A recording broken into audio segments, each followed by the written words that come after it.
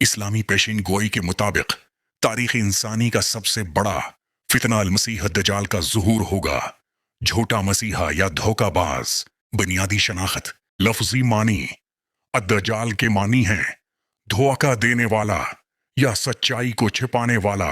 वो एक इंसान है, कोई अलामत या नजरिया नहीं, बल्कि औलादी आदम में से एक मखसूस शख्स है। अहम जिस्मानी तफसील: इसकी दाएं आंख अंधी या शदीद तौर पर खराब होगी, जो एक अभरे हुए अंगूर की तरह दिखाई देगी।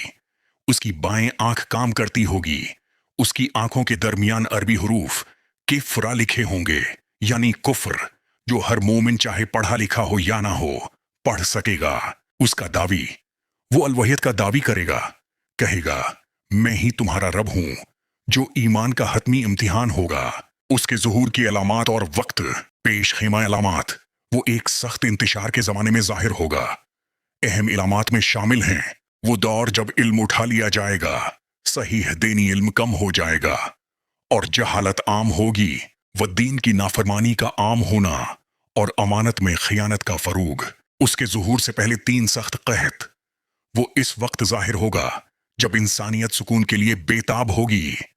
ज़ुहूर की जगह वो मशरिक से खुरासान नामी इलाके, जो जदीद दौर के ईरान, अफगानिस्तान, वस्ती एशिया के कुछ हिस्सों पर मुहित है, से ज़ाहिर होगा।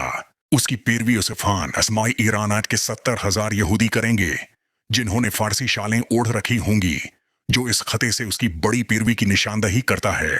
उसका ज़ुहूर अचानक नहीं होगा, वो सारी दुनिया का सफर करेगा, हर कोने तक पहुंचेगा सिवाय मक्का और मदीना के, जिनकी फरिश्ते हिफाजत करेंगे।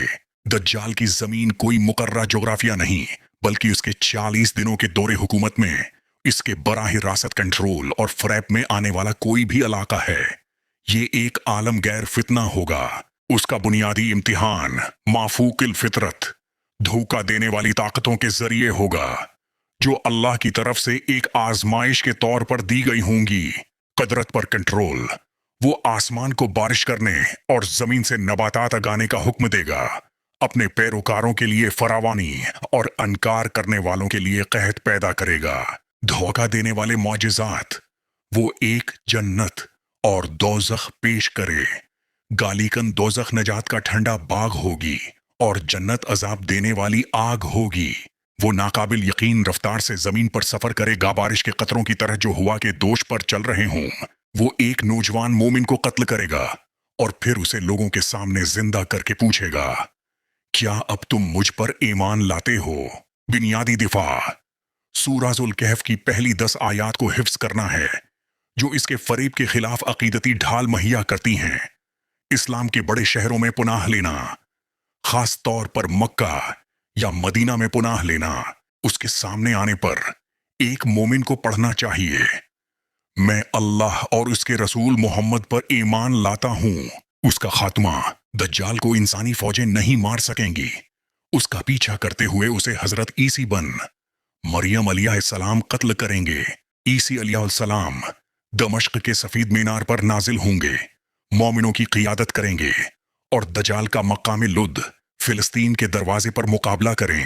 ईसी अलैहिस्सलाम को देखते ही दज्जाल नमक की तरह पानी में घुलने लगेगा। ईसी अलैहिस्सलाम उसे नेज़ा मारकर कत्ल कर देंगे। इख्तितामी बयान चनांचा: दज्जाल का बयान ईमान के इम्तिहान का हतमी इस्लामी नमूना है।